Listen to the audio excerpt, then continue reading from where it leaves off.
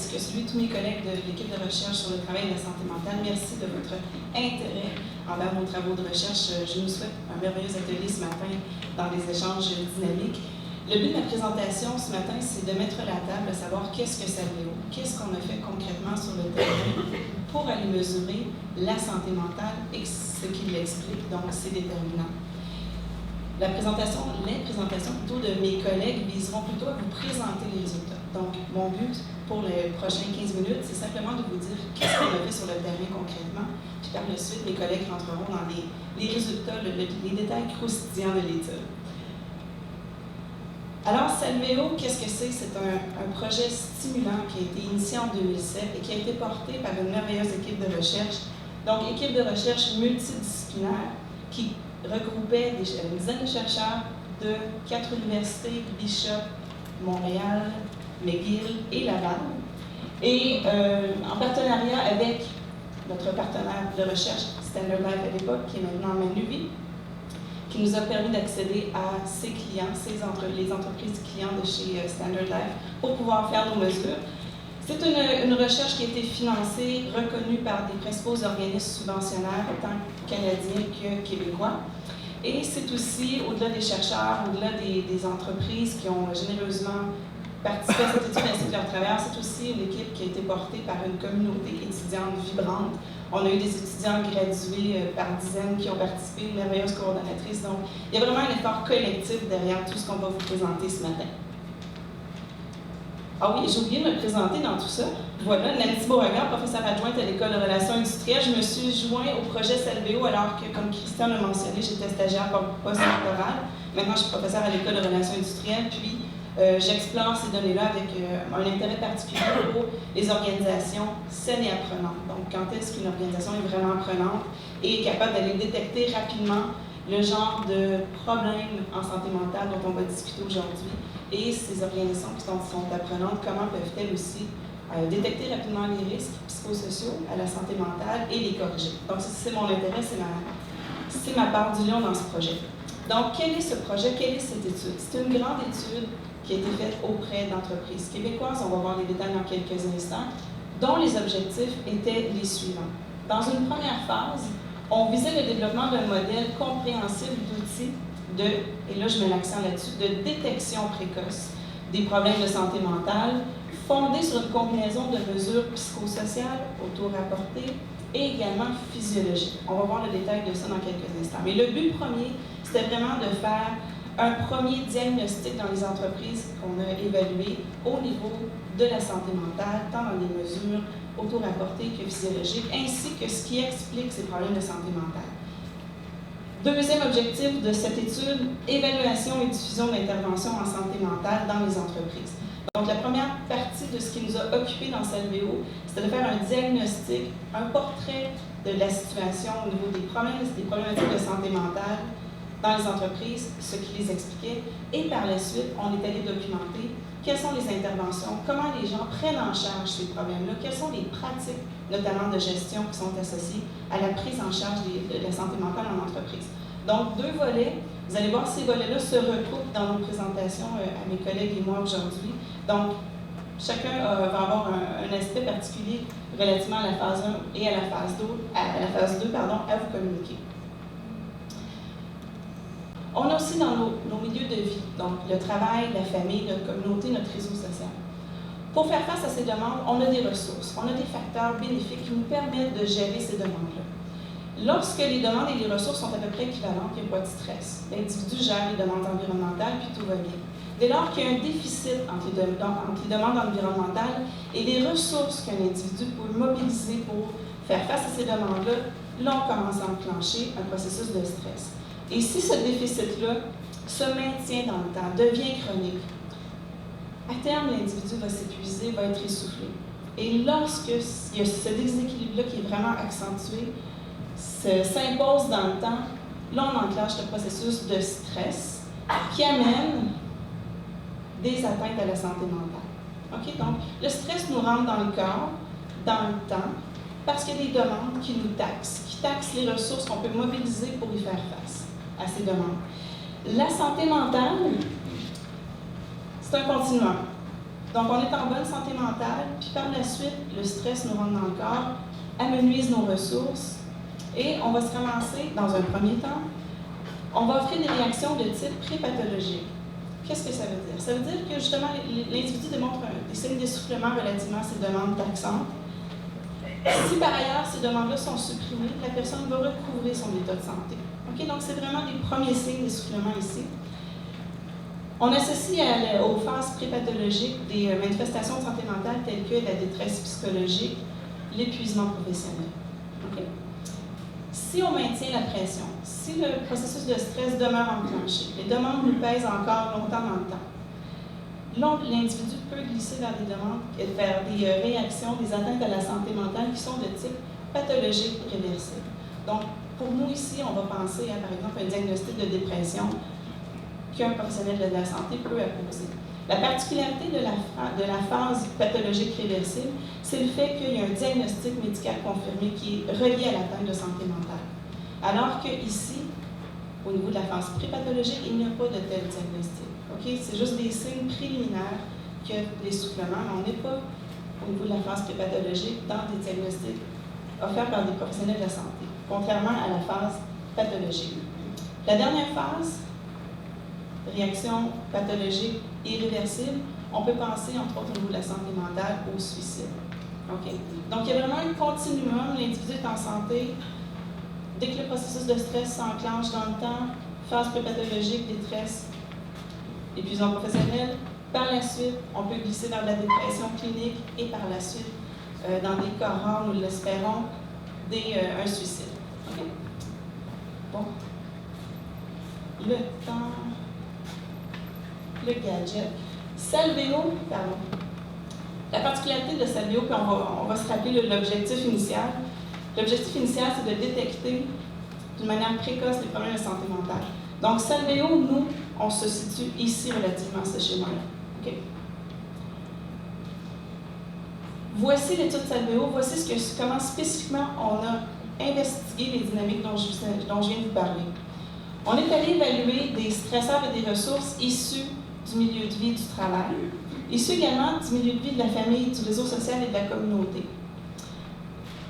On présuppose que ces stresseurs, ces ressources-là engendrent, lorsqu'il y a un déséquilibre, une réaction physiologique au niveau de la santé mentale, le stress.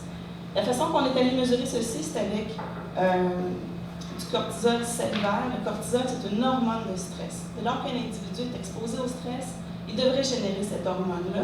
Donc, le but de Salvéo, c'était notamment d'aller mesurer cette première manifestation objective de santé mentale, telle que mesurée par le cortisol. On est aussi allé mesurer comme mesure de santé mentale subjective, par le biais des perceptions des travailleurs, la détresse psychologique, la dépression et l'épuisement professionnel. Enfin, la boîte bleue en haut, comme vous le voyez, on fait simplement l'hypothèse que ces dynamiques-là, stresseurs, ressources, manifestations subséquentes de santé mentale, on fait l'hypothèse que ça va varier selon le genre de la personne, selon l'âge de la personne, où est-ce qu'elle est rendue dans son cycle de vie, et ainsi de suite. Donc, le modèle de Salvéo, très compréhensif, et nous permet d'achever une explication vraiment fine de ce qui amène la santé mentale chez nos travailleurs. Deux phases de la méthodologie, donc comment on est allé sur le terrain concrètement en entreprise. Dans une première phase, détection précoce de la santé mentale, on est allé faire un volet questionnaire auto-rapporté, c'est-à-dire que les travailleurs ont répondu eux-mêmes à des questions fermées, c'est-à-dire qu'il y avait des choix prédéterminés dans les questions.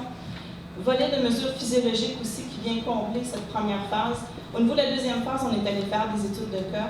Mes collègues Julie Texlas-Gauthier et Victor Minx vont vous en parler, alors que la contribution de mes collègues Alain Marchand et Pierre Durand se situera au niveau de la phase 1. Phase 1, quelles sont les entreprises finalement qu'on est allé voir pour vraiment faire un diagnostic au niveau de la santé mentale et de ce qui l'explique?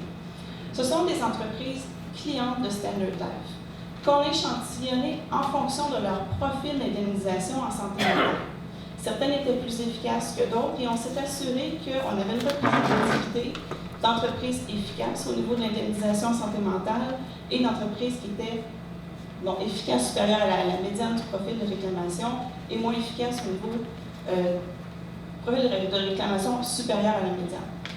Donc, Secteur économique quand même bien représenté dans l'étude Salveo. Taille d'entreprise, il y en a des petites, des moyennes, des grands, un échantillon assez bien représentatif également. Donc ça, c'est nos profils d'entreprise. Et dans ces entreprises-là, dans ces 38 entreprises-là, il y avait différents établissements. Donc une entreprise pouvait avoir plusieurs établissements auxquels on est allé administrer des questionnaires à leurs travailleurs. Donc un établissement, c'est simplement un établissement physique avec une gouvernance distincte. Au total, 63 établissements et on a couvert 2162 travailleurs qui ont été sondés par l'étude Salveo. Donc, une étude vaste, avec beaucoup d'entreprises, beaucoup d'établissements, beaucoup de milieux de travail et surtout, vraiment, 2000 travailleurs. Quelque chose de substantiel au Québec. Santé mentale, comment on est allé mesurer ceci? Détresse psychologique. Simplement, la détresse psychologique, c'est un indicateur qui nous dit que c'est des symptômes non spécifiques, donc c'est de l'anxiété, manque de problème au niveau de la concentration. Un exemple de question pour aller mesurer ceci. Avez-vous pu vous concentrer sur ce que vous faisiez récemment? Ça, c'est le genre de questions typiques qu'on pose aux travailleurs pour mesurer la détresse psychologique. Le burn-out, l'épuisement professionnel, encore un autre indicateur de santé mentale prépathologique. L'épuisement professionnel vient recouper l'épuisement émotionnel, de l'inefficacité professionnelle ainsi que du cynisme. Et un exemple typique de la mesure d'épuisement professionnel, je sens que mon travail m'épuise sur le plan émotif. La nuance entre la détresse psychologique et le burn-out, c'est deux indicateurs, deux atteintes de santé mentale, mais de type prépathologique. Donc, ça veut dire qu'il n'y a pas un diagnostic médical relié à ceci. Regardez la différence. Ici, l'évaluation, le travailleur va penser en fonction de comment le travail a atteint sa santé mentale, alors qu'ici, c'est plutôt général. Est-ce que, d'une manière récente, vous avez des difficultés à vous concentrer? Donc, la nuance fine entre le burn-out et la détresse se joue ici. Le burn-out, la personne fait une évaluation de la contribution du travail sur son atteinte à la santé mentale. La dépression, ensuite. La dépression, bon, c'est un diagnostic médical, donc c'est une atteinte pathologique à la santé mentale. Nous, on l'a mesuré avec un questionnaire. Les gens répondaient à ceci. C'est un indicateur, ce qu'on a, le Beck Depression Inventory, qui vient mesurer la sévérité des symptômes dépressifs dans les 2 dernières semaines. Donc, on se rapproche, on sait que cet indicateur-là, pour les gens qui répondent une sévérité présente, on sait qu'on se rapproche d'un diagnostic de la dépression, mais ça ne vient pas combler, ça ne vient pas suppléer à un diagnostic fait par un professionnel de la santé.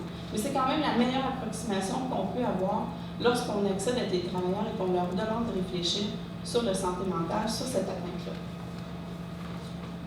Comment mesurer l'environnement de travail? Encore là, même approche. On pose des questions, crayon papier à des travailleurs. En fait, la petite nuance, c'est ça, on a fait ça avec des écrans tactiles, mais si vous aviez à faire cette initiative-là dans vos milieux de travail, crayon papier, vous constituez des questionnaires et on a posé des questions relativement au contrat de travail, relativement aux tâches immédiates des travailleurs, l'environnement psychosocial de travail. Ici, ce sont nos principaux indicateurs de stress au travail qu'on utilise depuis 30 ans en recherche. Et ici, innovation de Salveo, on est aussi allé mesurer des indicateurs au niveau de l'établissement, comme contexte organisationnel. Donc, la nuance fine à faire, ça s'appelle des tâches immédiates de travail des travailleurs, et ça s'appelle plutôt de l'environnement organisationnel, en amont de ces tâches-là.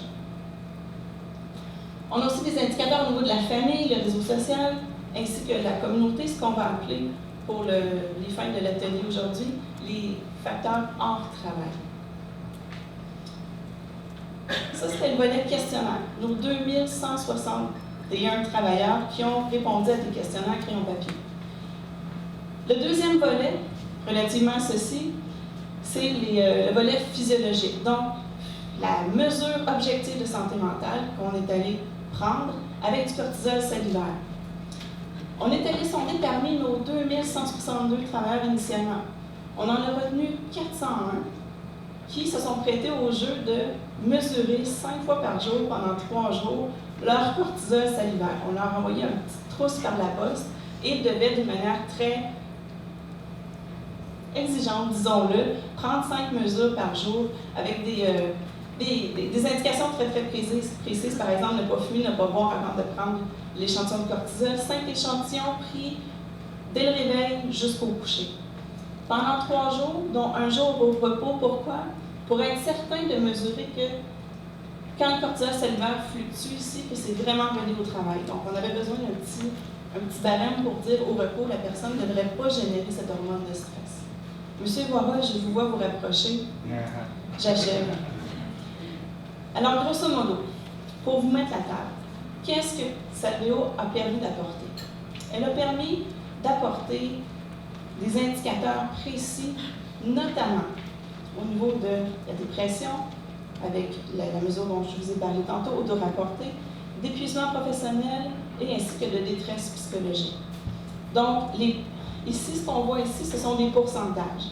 Donc, c'est la prévalence, la présence de détresse psychologique telle que documentée dans notre échantillon de 38 entreprises québécoises, 63 établissements, 2162 travailleurs.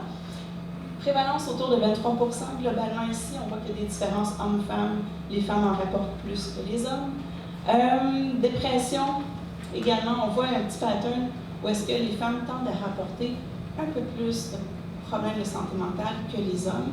Somme toute, les prévalences sont comparables à ce qu'on a au niveau d'enquêtes représentatives, notamment au niveau de la population du Québec et canadienne. L'apport innovant, entre autres, c'est d'avoir pu chiffrer dans un échantillon aussi vaste la prévalence d'épuisement professionnel. C'est une donnée qu'on a de la difficulté à avoir. On n'a pas vraiment de comparatif au Québec ou au Canada dans des échantillons de travailleurs diversifiés. Donc, Salveo vient faire un bel apport relativement à ceci. Donc, en bref, la beauté de Salveo. Beauté qui vous sera révélée par mes collègues de manière encore plus approfondie dans quelques instants. La beauté de Salveo, c'est d'être allé au-delà de ce qu'on voyait conventionnellement en recherche, de documenter la santé mentale au travail juste avec des facteurs du travail. C'est pas vrai que le travailleur, lorsqu'il arrive au travail, qu'il a oublié tout le stress qu'il suit dans sa vie hors travail. Donc, Salveo vient vraiment se rapprocher et inversement. Quand le travailleur rentre chez lui, c'est pas vrai que son rôle de travailleur il est complètement évacué lorsqu'il arrive chez lui. Donc, la beauté de Salveo, c'est d'avoir pu achever un diagnostic complet de qu'est-ce qui apporte la santé mentale. Dans une approche vraiment collée à la réalité, que la santé mentale, c'est expliqué par divers facteurs hors travail et le travail. Et le gain ici qu'on fait, c'est de vraiment pouvoir estimer la contribution relative du travail par rapport à tous ces autres facteurs explicatifs qui peuvent amener des problèmes de santé mentale. L'autre apport innovant de Salveo, c'est d'avoir dit, OK, ces dynamiques explicatives-là de la santé mentale, on va tenter de voir comment ça apporte objectivement la santé mentale avec des mesures de cortisol, mais aussi avec nos indicateurs qu'on a habituellement de la santé mentale, tels que subjectivement rapportés par les travailleurs. Donc, 2 apports intéressants qui seront revisités en profondeur par mes collègues dans les prochaines minutes. Merci.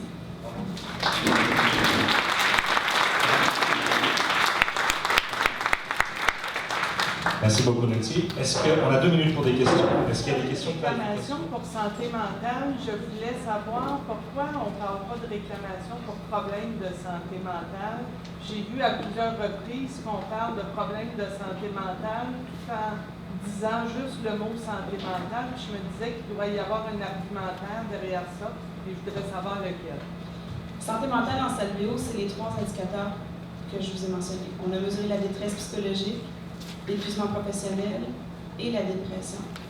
Donc, quand je parle de santé mentale, j'avance avec ces 3 indicateurs-là. Les collègues vont vous montrer que c'est pertinent d'utiliser les 3.